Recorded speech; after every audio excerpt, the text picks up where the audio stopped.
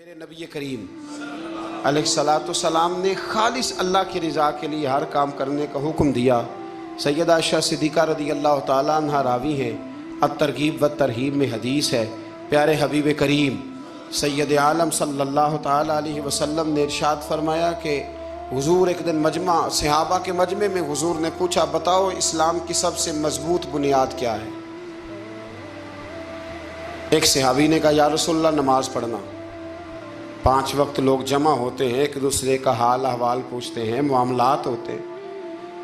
یا رسول اللہ صلی اللہ تعالیٰ علیہ وسلم، مضبوط بنیاد ہے اسلام کی نماز پڑھنا، 5 وقت جمع ہونا۔ حضور نے فرمایا، بات تمہاری ٹھیک ہے پر تم میری مراد کو نہیں پہنچے۔ عرض کی، حضور حج کرنا، مختلف رنگ، مختلف نسلیں، مختلف قبیلے، مختلف بولیاں، لیکن جب حج کرنے پہنچے تو لباس بھی ایک ہی ہو گیا، گفتگو بھی ایک ہی، لبیک اللہم لبیک لبیک لا شریک لک لبیک ان الحمد والنعمت لک والملک لا شریک لک لبیک۔ ایک ہی صف میں کھڑے ہو گئے محمود و یاز، نہ کوئی بندہ رہا نہ کوئی بندہ نواز۔ نبی رحمت سید عالم صلی اللہ علیہ وسلم سے عرض کی، حضور یہ حج جو ہے نا، اس میں بڑی یکسانیت ہوتی ہے، ہر رنگ ہر نسل کا آدمی ایک تسبیح کے دانے کی طرح ایک جگہ پہ پرو دیا جاتا ہے، تو لگتا ہے یہ اسلام کی مضبوط بنیاد ہے۔ محبوب فرمانے لگے، بات تمہاری ٹھیک ہے پر تم میری مراد کو نہیں پہنچے۔ عرض کی، حضور پھر زکوٰۃ، صدقات، خیرات اسلام کی مضبوط بنیاد ہے۔ کیوں؟ وہ اس لیے کہ غریب امیر کو دیتا ہے، امیر غریب کو دیتا ہے، اور غریب امیر سے لیتا ہے تو ایک رشتہ بنتا ہے، ایک تعلق بنتا ہے۔ محسن کا اور احسان مند کا بڑا گہرا رشتہ ہوتا ہے، بڑا، ایک دوسرے سے پیار کرتے ہیں، ایک دوسرے کو چاہتے ہیں، ایک دوسرے کے لیے اچھے جملے بولتے ہیں، ایک دوسرے کے لیے ہمیشہ ان کے جذبات ٹھنڈے میٹھے اور اچھے ہوتے ہیں، تو لگتا ہے یہ اسلام کی مضبوط بنیاد ہے۔ حضور فرمانے لگے، بات تمہاری ٹھیک ہے پر تم میری مراد کو نہیں پہنچے۔ تو پھر صحابہ عرض کرنے لگے، حضور ہماری رعایت فرما دیں، پھر ایک رحمت کی نظر کر دیں، آپ ہی بتا دیں اسلام کی مضبوط بنیاد کیا ہے۔ تو محبوب فرمانے لگے، اسلام کی مضبوط بنیاد ہے اللہ کی رضا کے لیے کسی سے محبت کرنا۔ کس کی رضا کے لیے؟ خالص اللہ کی رضا کے، اور اللہ کی رضا کے لیے کسی سے بغض رکھنا، عداوت رکھنا، اللہ کی رضا کے لیے، محبت بھی اللہ کے لیے، عداوت بھی، ذاتی دشمنی کوئی نہیں، ذاتی اختلافات کوئی نہیں، ذاتی رنجشیں کوئی نہیں، ذاتی لڑائیاں کوئی نہیں، ذاتی جھگڑا کوئی، خالص اللہ کی۔ تو حضور نے فرمایا، اسلام کی مضبوط گرہ، اسلام کی مضبوط بنیاد ہے اللہ کی رضا کے لیے محبت کرنا، اور اللہ کی رضا کے لیے کسی سے عداوت رکھنا۔ حضرت موسیٰ کلیم اللہ علیہ نبینا علیہ الصلوۃ والسلام پر اللہ کریم نے وحی فرمائی کہ اے موسیٰ، اے میرے کلیم، میرے لیے بھی کوئی کام کیا ہے؟ عرض کی، اللہ میں نے نمازیں پڑھی، روزے رکھے، تبلیغ کی۔ فرمایا، وہ تو آپ کی ذمہ داریاں تھیں، وہ تو آپ نے اپنے لیے کیا، میرے لیے بھی کچھ کیا ہے؟ رب کریم نے پوچھا، موسیٰ میرے لیے بھی کچھ کیا ہے؟ عرض کی، اللہ یہ سارا کچھ، فرمایا مالک تیرے لیے کیا۔ کہا یہ تو آپ نے اپنے لیے کیا، آپ کی ذمہ داریوں میں شامل تھا، مالک تیرے لیے کیا ہے؟ فرمایا کسی بندے سے محبت کی ہے کہ یہ اللہ کا بندہ ہے؟ کسی بندے سے محبت کی ہے کہ یہ اللہ کا بندہ ہے، یا کسی کے ساتھ تمہاری صرف اس لیے ناراضگی ہو کہ یہ اللہ کا نافرمان ہے، اللہ رسول کا دشمن ہے، معاذ اللہ بے ادب ہے؟ میرے بھائی سمجھ لیں اچھی طرح، اور اپنے دل کے کونے میں یہ بات بٹھا لیں کہ زندگی میں جو کام کریں وہ اللہ کی رضا کے لیے، چھوٹا سا بھی خیر کا کام۔ میرے رسول کریم علیہ السلام کا جو سب سے پہلا فرمان ہے نا بخاری میں، وہ یہ ہے کہ انما الاعمال بالنیات، تیرے عمل کا دار و مدار تیری نیت پر ہے، تیرے ارادے پر ہے۔ ایک بزرگ تھے، امام غزالی نے لکھا ہے، انہوں نے 7 سال پورے 5 نمازیں جماعت کے ساتھ پڑھی، اور پہلی صف میں تکبیر اولیٰ کے ساتھ پڑھی۔ 7 दिन نہیں پوری پڑھی جاتی 5 نمازیں پہلی صف میں پہلی تکبیر کے ساتھ. 7 پہلی صف میں تکبیر اولا کہتا ہے امام نے اللہ اکبر کہا پہلی تکبیر میں تو ہم نے بھی ساتھ ہی اللہ. پہلی صف میں 7 سال تک 5 نمازیں تکبیر اولا سے بہت بڑا کارنامہ ہے, بہت بڑی بات ہے. مطلب بندہ یہاں سے اٹھ کے آتے ہیں, وضو کرتے, کوئی معاملہ آ گیا, کوئی مطلب اس کو حاجت ہو گئی استنجا وضو کی, تو وہ ٹائم نکل جاتا ہے. کئی دفعہ ایسے ہوتا ہے. 7 سال پورے نماز پڑھی تو کہتے ہیں 7 سال کے بعد نا ایک دن 8واں سال لگا ہوا تھا, تو بزرگ فرماتے ہیں میں ذرا لیٹ ہو گیا, تکبیر اولا تو مل گئی پر پہلی صف نہ ملی, تیسری صف میں جگہ ملی. بزرگوں کے تقوی دیکھیے گا. فرماتے تیسری صف میں نے نماز پڑھی تو میرے دل کے اندر خیال آیا یار لوگ کیا سوچیں گے کہ اتنا اچھا اس کا ریکارڈ تھا, پہلی صف میں یہ نماز پڑھتا تھا, تو آج تیسری صف میں لوگ کیا سوچیں گے. فرماتے ہیں جب یہ لفظ زبان پہ آیا تو میرا ضمیر بول پڑا, جب یہ سوچ دل میں آئی تو میرا اندر تڑپ اٹھا, چھم چھم میرے آنسو نکلنے لگے, میں رویا. اور فرماتے ہیں لوگ چلے گئے اور میں نفل پڑھتا روتا رہا. میں نے کہا اللہ مجھے یوں لگتا ہے وہ 7 سال تک پہلی صف میں جو نمازیں پڑھتا رہا وہ تو لوگوں کو دکھانے کے لیے پڑھتا رہا. فرماتے ہیں میں نے 7 سال کی نمازیں قضا پڑھی,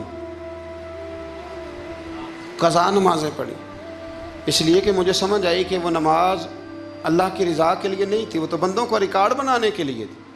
تو میں نے وہ 7 سال کی نمازیں قضا پڑھی. اور فرماتے ہیں اب دوبارہ سے جب میں جاتا ہوں تو پھر میں اپنے دل پہ غور کرتا ہوں کہ پہلی صف تکبیر اولا پر یہ بتا نیت کیا ہے, یہ بتا کہ تیرا ارادہ کیا ہے. شیخ سعدی فرمایا کرتے تھے تیرے وجود کا قبلہ تو سیدھا ہے, دل کے قبلے کی بھی بات بتا.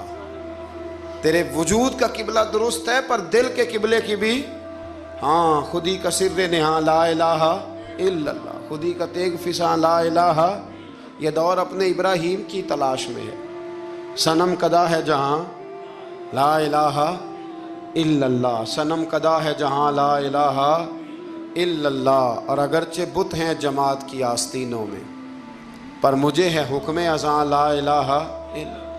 تو یہ جو ہمارا مزاج ہے نا لوگوں کو دکھانے کا, بتانے کا, سنانے کا. بزرگ تھے حضرت ابو مرتعش ان کا نام تھا. وہ فرماتے ہیں میرا 4تھا 5واں حج تھا, نفلی حج کرنے کے لیے میں جا رہا تھا. تیاری میری مکمل ہو گئی تھی, 2-4 دنوں میں میری روانگی تھی. ارادہ میرا مضبوط تھا, معاملات سارے طے ہو گئے تھے, بس میں جانے کے قریب تھا. فرماتے ہیں کہ میں ایک دن گھر میں بیٹھا تھا, اماں جی نے نا کہا بیٹا ذرا پتر ذرا پانی کا پیالہ دینا. فرماتے میرے دل میں خیال آیا کہ ایک تو میں عالم ہوں, صوفی ہوں, درویش ہوں, مولوی ہوں, اور دوسرا یہ کہ میری کل پرسوں تیاری بھی ہے, تو پانی تو چھوٹا بھائی بھی دے سکتا ہے, یہ کام کو بچہ بھی کر لے گا.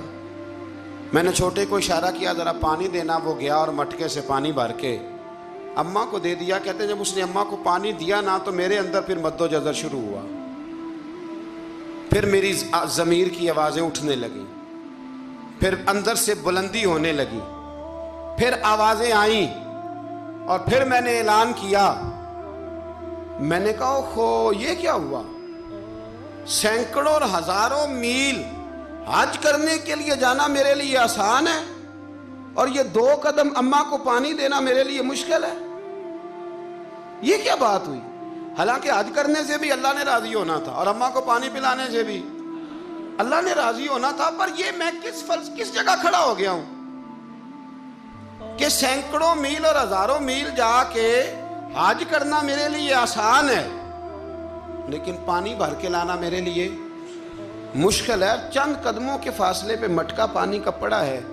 فرماتے ہیں بس اسی وقت پھر مجھے سمجھ آئی کہ وہ حج میں لوگوں نے ذرا حاجی حاجی کہنا ہے نا, حج میں لگا شور اٹھے گا نا کہ چھٹا حج کر کے آیا ہے. حج میں ذرا آوازیں اٹھیں گی نا ماشاءاللہ کیا بات ہے, پھول ڈلیں گے اور پتیاں گریں گی اور نام ہوگا, لیکن اماں کو پانی دینے سے کسی نے اعلان تو نہیں نہ کرنا, شاباش تو نہیں نہ دینی, کسی بندے نے آواز تو نہیں نہ اٹھانی. فرمایا میں اسی وقت اسی لمحے اٹھ کے ماں کے قدموں میں بیٹھا اور پیر پکڑ کے کہا اماں مجھے معاف کر دے. माँ कहने लगी बेटे क्या हुआ? मैंने कहा माँ मुझे समझ आ गई, आज मेरा नफली है, मैं इस साल नहीं जाऊंगा, अगले साल जाऊंगा। अब ये पूरा साल मैं तेरी नौकरी करूंगा, मैं तेरी खिदमत करूंगा, तेरे पैर दबाऊंगा, तेरे लिए खाना लाऊंगा, मैं तेरी ड्यूटी करूंगा, इसलिए कि मुझे समझ आई है कि नेकी का तसव्वुर असल में है क्या। हम बिलउमूम वो नेकी करने जा रहे होते हैं जो नेकी भी होती है और दुनिया में उसका नाम भी होता है, तज़किरा भी होता है, उसकी वजह से हमारा कद भी ऊंचा हो रहा होता है। हालांकि नेकी का तसव्वुर तो बड़ा छोटा सा है, कुल्लु मारूफुन सदका, मुस्कुरा के मिलना भी नेकी, रिज़्क़े हलाल कमा के बच्चों को खिलाना भी नेकी, गली से पत्थर और कांटा उठा देना भी नेकी। पर हमें तो कोई लंबी चौड़ी नेकी चाहिए, कोई बड़ी नेकी चाहिए। इसलिए बहुत सारे ऐसे लोग हैं जो नेकियां उनके पहुंच में होती हैं वो नहीं करते। नबी करीम अलैहिस्सलाम ने एक जंग के मौके पर ऐलान किया कि हर बंदा चंदे में हिस्सा दे, कहत का ज़माना है, बहुत ज़्यादा माल की ज़रूरत है, हर आदमी आए, हिस्सा डाले, आगे बढ़े। जब सरवर दो आलम सल्लल्लाहु ताला अलैहि वसल्लम ने ये ऐलान फरमाया, हुजूर ने हुक्म दिया, तो बड़ा बड़ा माल दिया। हज़रत उस्मान गनी ने कई सौ ऊँट दिए माल के भर के, हज़रत सिद्दीक़ अकबर ने भी बड़ा दिया, फ़ारूक आज़म ने भी आधा माल दिया, हज़रत अब्दुर्रहमान इब्न औफ जैसे लोगों ने हज़ारों और लाखों दिनार दिए। एक गरीब सहाबी थे,